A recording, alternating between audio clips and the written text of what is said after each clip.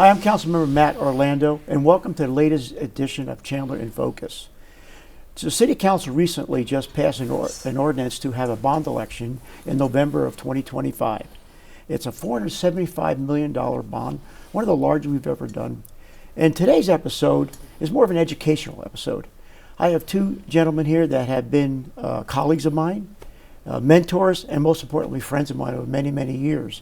I have former Mayor Jay Tibshraeny, former council member and current P&Z chair, Rick Heumann. Welcome, my friends. Thank you for having me, and him. Yes. We're going to get started with you, Mayor. Okay. Tell us a little bit about yourself, how long you've been in Chandler, and really more importantly, what got you interested in the bond committee? Well, a little bit about me for those that don't know me. I'm a native of Chandler, not many natives around anymore, but native of Chandler, served on the council before, served as vice mayor before, served as mayor for 8 years, from 92 to 2002, something like that. And so been very active in the community. And so I try to, I went and I became a state senator and I was a judge and this and that. But I had some time on my hand this year, and I wanted to do more for the city and be involved more with the city and what's going on. So I asked some of you guys on the and gals on the council and also the mayor that I was interested in serving, and the mayor asked me, with all of the council's concurrence, to chair the committee. So I kind of felt that was a good way to go. And no one has, you've been on the council since '86, you're on P&Z before that. Probably no one I could think of could be better suited for that chair position. Thank you for volunteering for that. Appreciate that. Yeah, and my passion is with the finances and the fiscal stuff with the city. You remember we worked well together, doing stuff to make the fiscal makeup of the city better. So yeah. Rick, current P&Z guy and former council member, you've been involved with a lot of our economic upturns and downturns as well. Yep, so I've been involved with the city, whether it's been started in P&Z, went on council, came back to P&Z. I actually was one of the co-chairs of the 2007 bond election, which at the time was the largest bond election in the city. All passed but one issue at the time. So I've loved being involved in the city. I've been in the city now. We've lived here since 1982. Not as long as the former mayor here, but we love the city, and the financial side of it, that's my expertise. And I was glad that the mayor asked me to serve as the chair of the Public Works Subcommittee, plus also be on the Master Committee with the mayor. So Rick, I'm going to start with you real quick. So what is a bond? And what does a bond election mean to the Chandler residents? Well, a bond is basically just like your mortgage in a way. You're able to take out a loan to pay it off over a period of time. Very few people have the cash to go ahead and do projects. And one thing about Chandler, we've always been really good, fiscally responsible in terms of how we plan things out. And by doing bonds over the years, it enables us to do more projects earlier than wait. Chandler was the fastest growing city under the mayor for probably 8 or 9 years, fastest growing city in the nation. And now so we needed to do the bonds to get things going and build roads. Well, now we're at the point now, 30, 35 years into it, where you need to start doing, redoing infrastructure. And so the bonds enable you to spread that money out. And one of the things that, Chandler's blessed to is we had great people, all our financial people, Don Lang, all that whole group, that we have AAA bond ratings in all the agencies. So the interest rates that we're paying are so much lower. Yeah.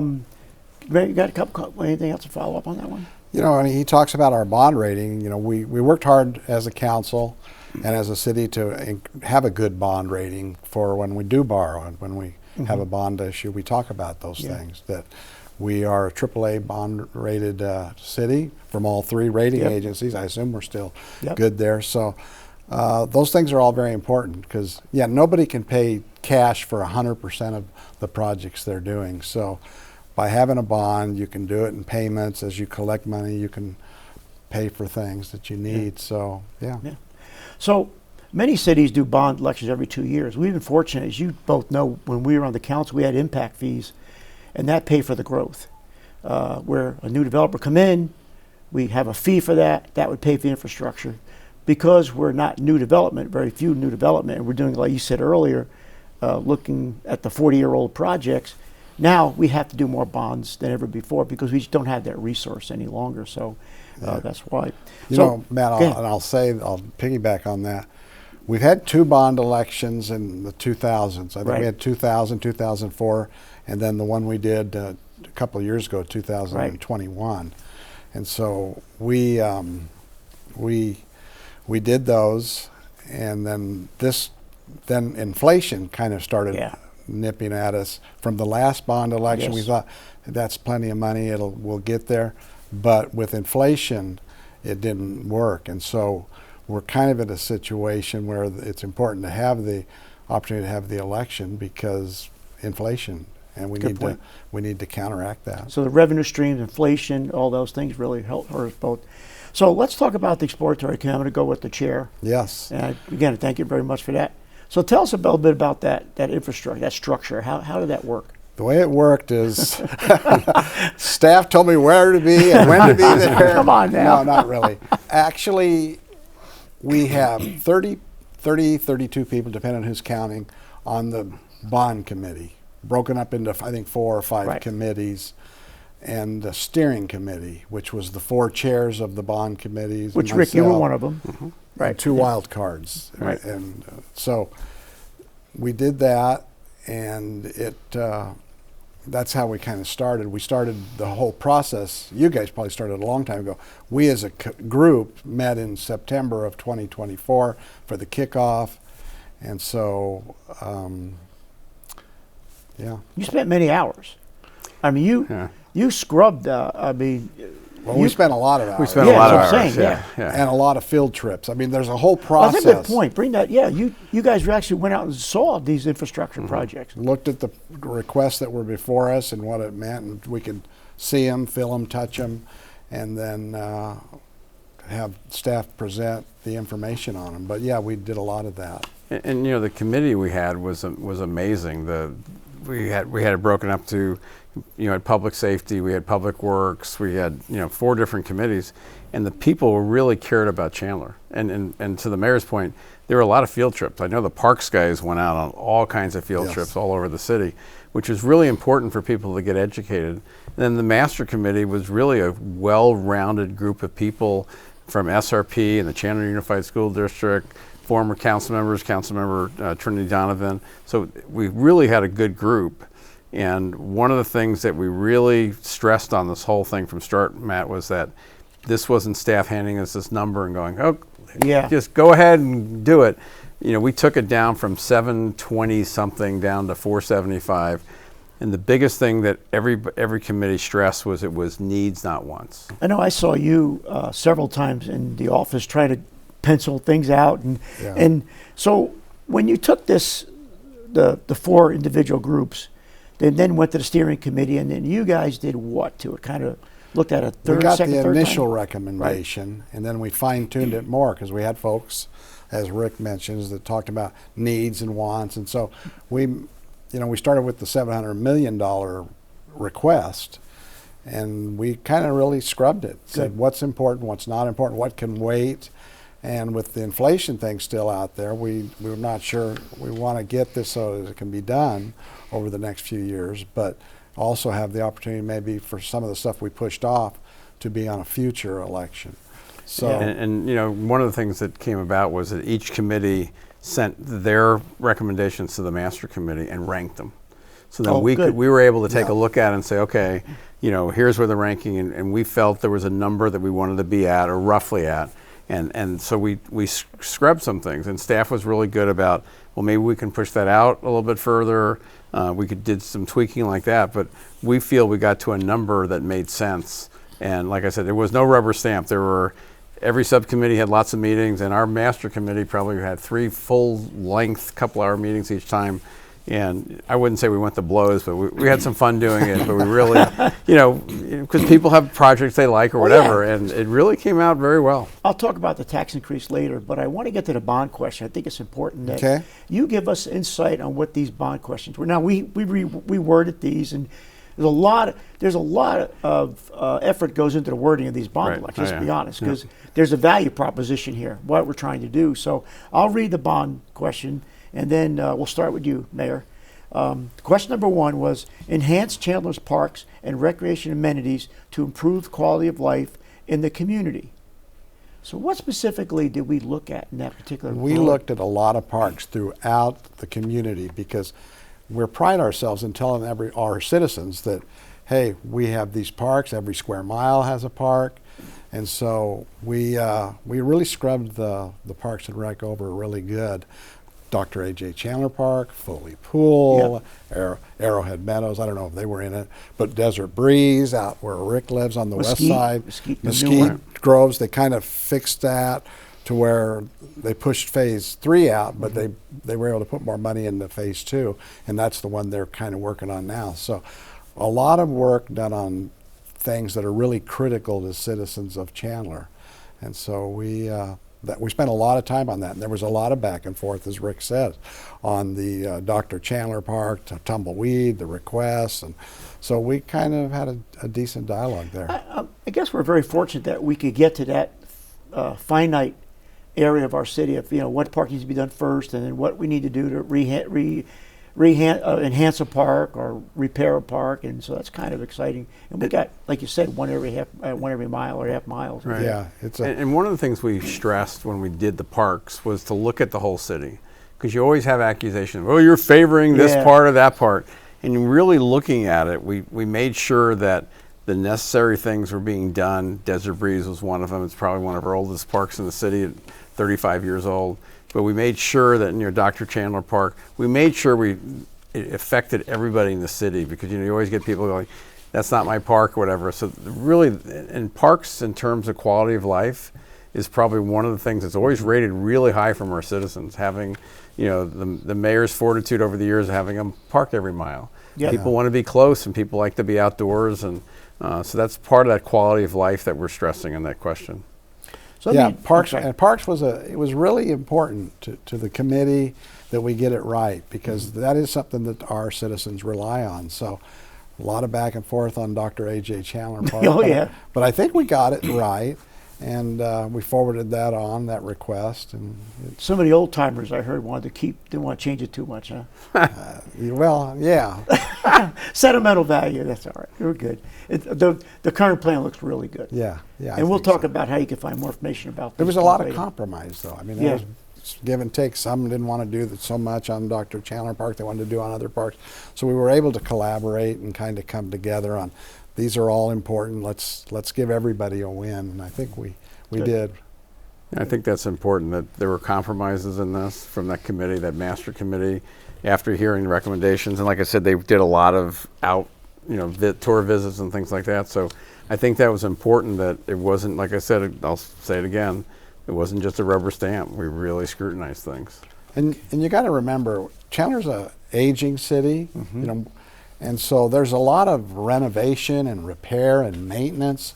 And those things people don't think about when you're a new, bright and shiny city, but when you have some wear and tear, you've got to do those things. And so, and then we'll talk about roads in a minute, I'm sure, because they're really especially on your public works, parks, you got to do those things. Yep. So I'm going to read ballot question number 2 and 3.